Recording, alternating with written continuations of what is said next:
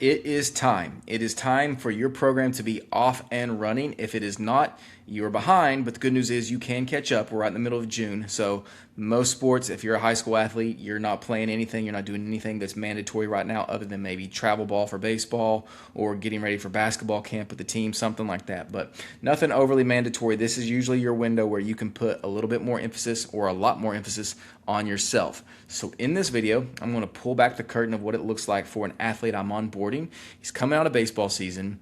He's got mandatory football conditioning starts in about 6 weeks. So we're going to be prepping him for that. And then even when he goes into that, we're still going to work together, more of a hybrid method. So the program I show you today won't look like what it's like when he's with the team.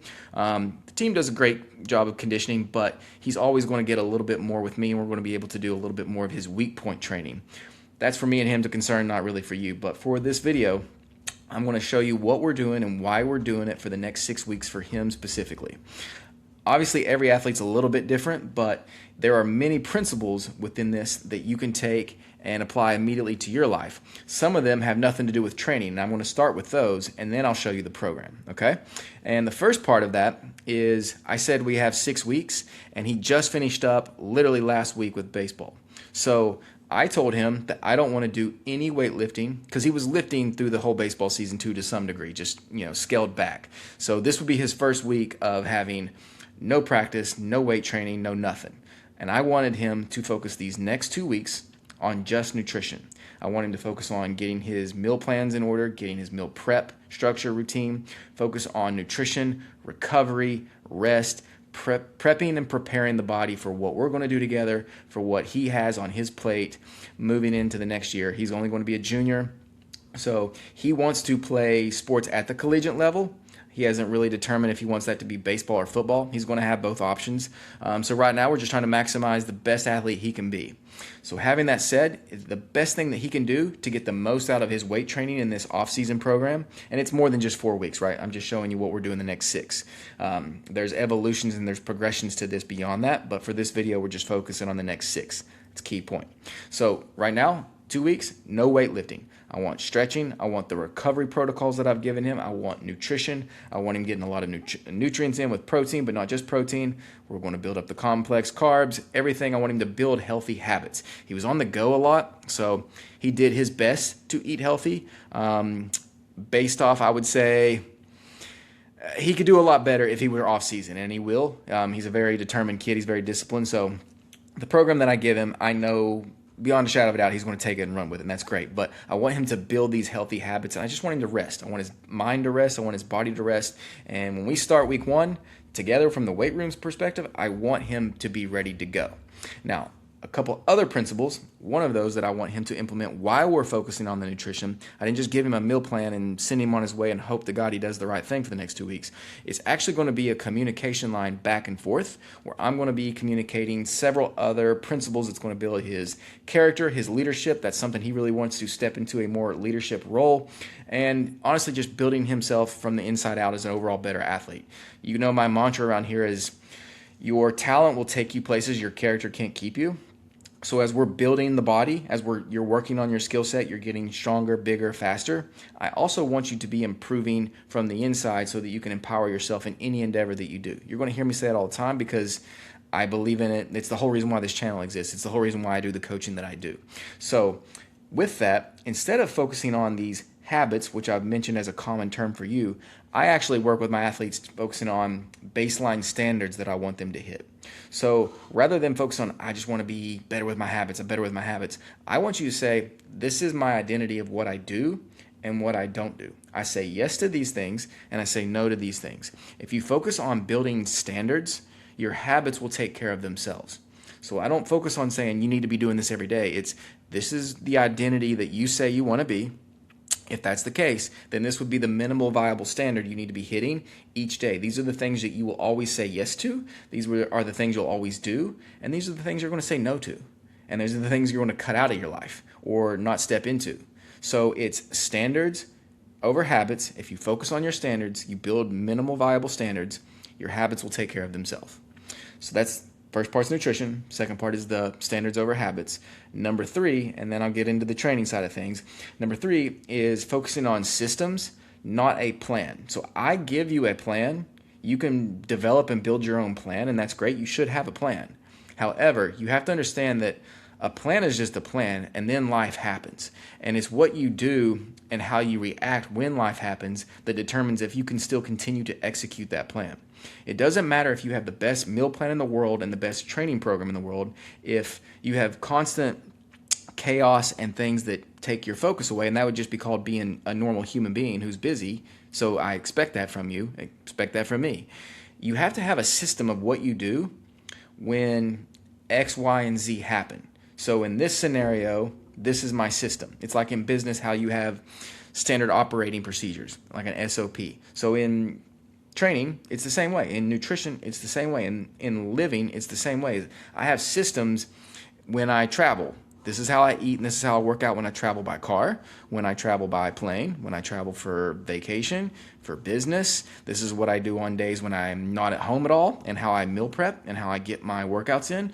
These are the days that and then now I transfer this into the lingo of a high school athlete.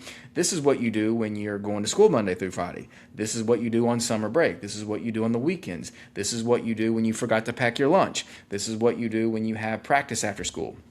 Like there's a way of how you train and there's a way of how you eat. So the plan is great, but it's the systems around that plan allow you to execute the plan. I do not just hand you a plan, nor should you just make your own plan and think that it's going to work, because you're planning to fail in that case. So it's going to be about systems, not complex systems, but systems. Systems over plans, standards over habits, and then right now we're just going to focus on nutrition with him. All right? So those are the principles we're going to really focus on these next 2 weeks. So when he steps into the weight room, he has his systems, he's got some standards that he started to build, and he knows what his more identity of who he wants to become, what he has to say yes and no to, and nutritionally speaking, he's where he needs to be. So now we're off to the races and we're ready to train. So I'm going to give you most of the notes. Now we take things week to week. I don't just build out a 12-week training block. I have phases of it built out in mind, but we're going to restructure it week to week based off the way he performed and feels this week and the way he performed last week. So each week is going to be based off of recent variables, okay? So I'm not going to give you a 12-week plan here, but I will give you the structure of how we're getting started.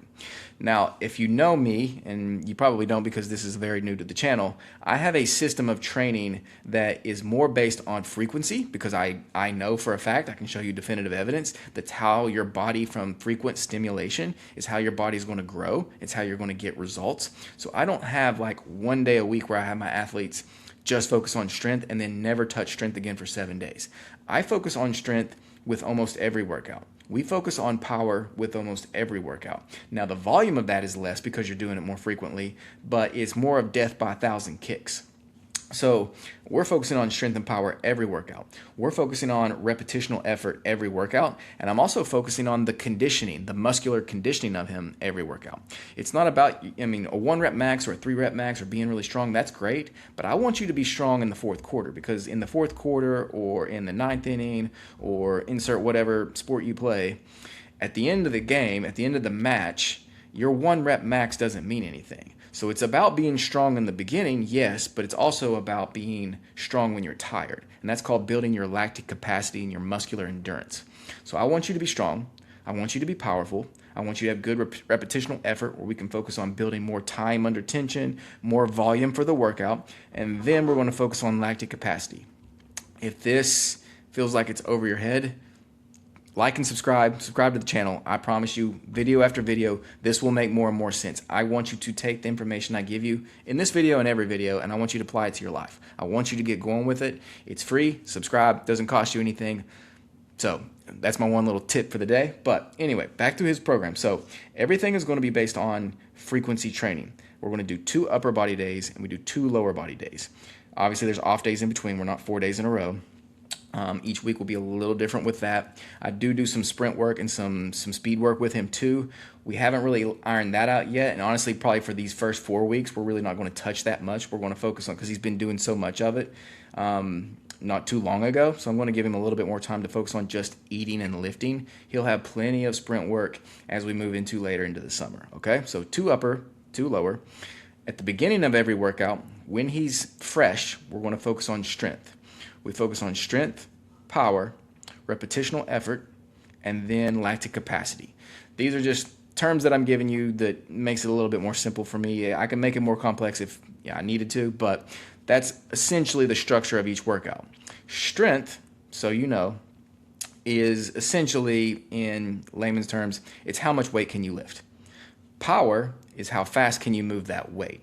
Power is the rate at which work is performed, okay? But essentially just think power is how fast I can move weight. Strength is how much weight can I lift. Just focus on that. So we focus on strength while you're fresh at the beginning of each workout.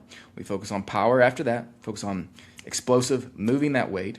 Then we go under a little bit more voluminous work that's a little bit more tailored, if not a lot more tailored to his specific sport and skill position. And then we focus on the muscular endurance on the back end. So that's the structure of each workout. Twice a week for upper body, twice a week for lower. So he's getting strength twice a week on his legs. He's getting power movements twice a week on his legs. And again, obviously the same goes for the upper body. So that's the structure we're getting started with right now. I have him eating about 400 grams of carbs. He's somewhat of an ectomorph, so he doesn't really gain weight super easy. He's like an ectomorph, mesomorph. So he has an athletic body. He can put on muscle, he can put on weight, but I wouldn't call him a fast gainer by any stretch of the imagination. So, and he's also super busy. So we're trying to mostly scale him back on the activity level. We're focused on ramping up the nutrition. And when we do activity, it's very specific. It's nailed, it's punctual. I want you to do this, exactly this, and nothing more than this. A lot of times with training, people think they need to add more to their life. Some do. But for the vast majority of young athletes who are ambitious and energetic, it's probably saying no more often, and it's probably cutting out more often. And you're going to see that in my next video where I go over the sprint work. Not his sprint work, but sprint work in general and sprint training that I do. So like and subscribe. I appreciate your time. I hope this helps. So again, frequency, stimulation. We're focused on multiple transitions of this throughout the week. Before any of that even matters, your nutrition needs to be in place. Your minimal viable standards need to be in place, because standards over habits. When your standards are right, your habits take care of themselves. And systems over planning. Have your plan, have your program, but have a system around that program so that you can always execute that plan day in and day out. I'll see you in the next video. Take care and God bless.